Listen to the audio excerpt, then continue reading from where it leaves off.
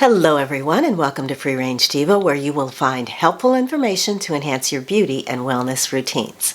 My name is Cheryl and today the emphasis is going to be on information because I have a lot of it for you because I want to share what to me has become the most important tool in my skincare routine, in my anti-aging skincare regimen. That's going to be serums, and the first 2/3 of this video I'm going to be talking about ingredients that do the heavy lifting that you should be looking for in your anti-aging serum choice, and the last third is going to be all the serums that I'm using right now. And yeah, I have five serums that I'm going to share with you, how I use them, why I use them, and what the results I think I'm getting as far as my skincare and my anti-aging goals. So let's get started. Generally, I love serums, and you want to incorporate serums into your regimen because they are a more powerful dose of your active ingredients. They're concentrated amounts in a thin viscosity delivery system. There are no occlusive ingredients, so there's nothing thicker in them that is designed to seal off the skin and seal in moisture. You want to use them on skin that is moist because these serums are designed to penetrate quickly. Then, once you have applied them, you want to seal them in with a more occlusive type of moisturizer. That will then prevent or slow down the loss of moisture in the skin. And depending on the type of serums, they can reduce the appearance of fine lines and wrinkles. Serums can protect from oxidative stress or damage. They can provide hydration and potentially provide more visible results like improved texture and brightening of the skin. Now, my goal for using serums is skin renewal and increased collagen production. So I want my face to look overall brighter and more even-toned and to be a little bit firmer and plumper. So I have a few categories and I'm going to timestamp them so you can easily follow along if you want to skip over something. So let's talk about the first category here, hydrating serums. And the ingredient of choice, backed by research and dermatologists and use out in the world, is hyaluronic acid. Hyaluronic acid is a humectant molecule that temporarily binds water in the skin, so you look fresher and plumper. It is an acid that also happens to be attached to collagen, and as we age, we lose this attached acid. So it helps the skin to stretch and flex, and it reduces skin wrinkles. And this is according to the Cleveland Clinic. All of these, I'm all over the place with where I got my information here, mostly from places like Cleveland Clinic, Harvard, and a few blogs that I trust, just so you know. As I said, it's a humectant, which is a substance that retains moisture. It's present in the body, in your skin, your eyes, and your joints. And as we age, as with most things, its production declines. So for maximum effect, you want to look for a product that contains hyaluronic acid molecules in a variety of sizes. That's because the larger is for surface hydration and the smaller is for deeper hydration and deeper penetration into the epidermis layer of the skin. I want to talk about free radical fighting ingredients in serums. This is going to be vitamin C and your vitamin C serums. There are different types of vitamin C. Some are a little more irritating than others. The ones that I tend to use are stabilized, so you don't have to worry about keeping them in the refrigerator or anything like that. And they're also much more gentle because I have very sensitive skin. The purpose of vitamin C or antioxidants in serums is to prevent skin damage from free radicals. Things like the sun, pollution, stress, stuff like that. Vitamin C can also brighten the overall tone of your skin. The next ingredient in this list is going to be niacinamide. This is vitamin B3. I include this with vitamin C because, as I said, some forms of ascorbic acid can be irritating, but niacinamide, when combined with vitamin C, is soothing, it's hydrating, and it minimizes irritation. So if you have niacinamide in your vitamin C serum, that's going to be very beneficial to how that serum is going to work for you. The next ingredients that I want to talk about are a family of ingredients called peptides and peptide serums. Peptide serums have been around for quite a while. I started using them about 20 years ago. They are very effective and their results are research backed. Got my notes. So peptides are short chain amino acids. You are familiar with this phrase from talking about collagen peptides. Well, these are short chain amino acids that make up certain proteins that the skin needs to make collagen. But unlike collagen molecules, which are too big to be absorbed, peptide molecules can be easily absorbed by the skin and can carry ingredients deep into the epidermis.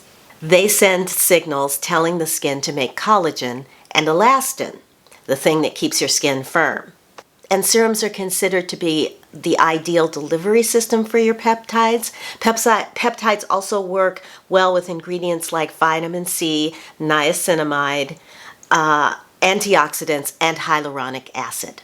However, do not use peptide serums with alpha hydroxy acids because they can make peptides work less efficiently.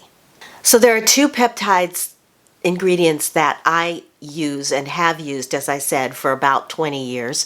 The first is argireline. Argireline has been called Botox in a bottle. This is because it's a neurotransmitter that helps to inhibit the chemical messengers that trigger facial muscles to make facial expressions. It targets fine lines, but not so much firmness, but it can smooth wrinkles from repeated muscle movement.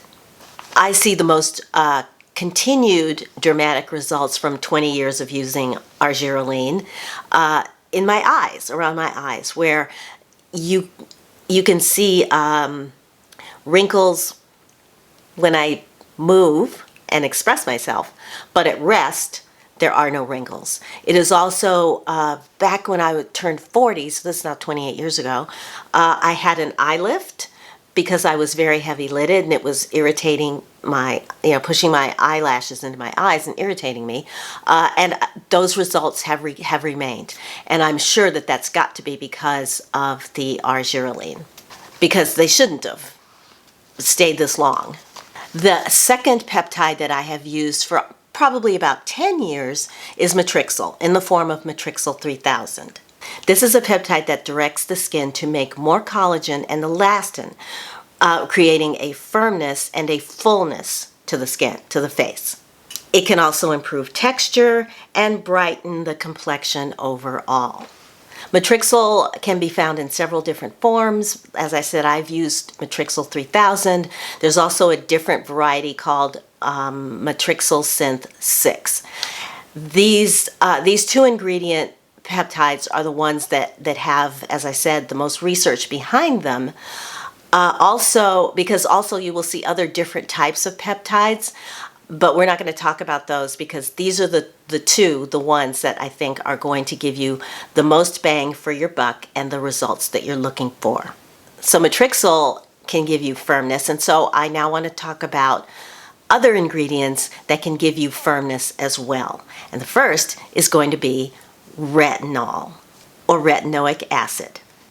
This is obviously something that we all know and many of us love and have used for years because of its ability to increase cell turnover and boost collagen production. Now, I have never used Retin A or a true retinoic, one of the stronger versions of retinoic acid, because it's too harsh for me. But I do use something called retinaldehyde. Retinaldehyde is only one conversion step away from retinoic acid. It's a potent retinoid that gives you the results you're looking for without the peeling, the flaking, the irritation. So you get all the benefits without any of the drawbacks. Another ingredient that has retinol-like effects without any of the downsides is going to be bakuchiol. You might also see this ingredient as under its Latin name of Sorelia coryllifolia or bobchi, but they're all describing this ingredient called bakuchiol. So based on the small amount of research that's been done, bakuchiol appears to stimulate collagen production in the skin like retinols, but with much less risk and side effects. Now, although the research has been promising, it does not have the long history of study like retinol does. However, so far, the results have been outstanding. Everybody's excited about it because it can erase your fine lines and increase cellular turnover, but it doesn't irritate the skin. So if you have sensitive skin, or if you want to use a more natural product, then you might consider bakuchiol or bobchi, which is what I have used over the last, I don't know, maybe 3-4 years, 5 years, I'm not sure, but it's been a while. And I go on, I use it, and then I go off it for a while, and I go back on it, because immediately when I go back on it, I notice the clarity and the brightness almost immediately. Okay, let's talk about my regime that incorporates all of these lovely ingredients. And yeah, I have 5 products to do that. So as I said, my goal is skin renewal and collagen production. And do you need 5 serums like I have to do that? No, it's just that I'm a little excessive, and there are things that I just absolutely love and don't want to stop using simply because they can be combined with something else. Now, you know what I mean? Like I can get another serum that combines all the ingredients in one thing. What should we start with? Gosh. I'm looking at this, trying to figure out what to start with. I'm going to start with my morning routine, and then at the end I'll do my night routine, which only consists of 1 product, and that's the Michelle, the retinaldehyde that I use at night. So let me introduce you to the argireline serum from Astorwood Naturals and the Matrixyl 3000 serum from Timeless Skincare. These are my peptides. Now you can get peptide serums combined, like you can get these 2 ingredients combined in 1 serum. I just really love this one. I love this more than I can tell you, and I wanted to have a Matrixyl to go along with it. And so this one from Timeless I've used forever, and it's quite affordable and again very effective. I have tried Matrixyl Synth 6 and it didn't do anything for me, but the 3000 really seems to give me good results.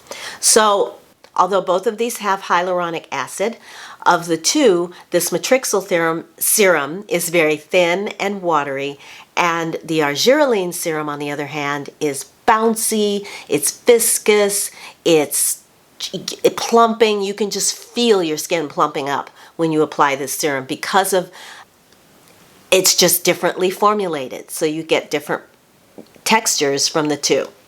Usually, as soon as I cleanse my face and then put on a light toner to make sure that the skin is moist, I will use this.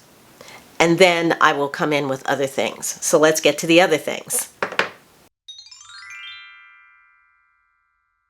For vitamin C, I've got this serum from Mad Hippie. This uses a stabilized form of vitamin C, of ascorbic acid, so it's much gentler and you don't have to worry about this going off, getting, what is that, when it gets orangey and rusty and stuff like that. You don't have to worry about that because this is stabilized.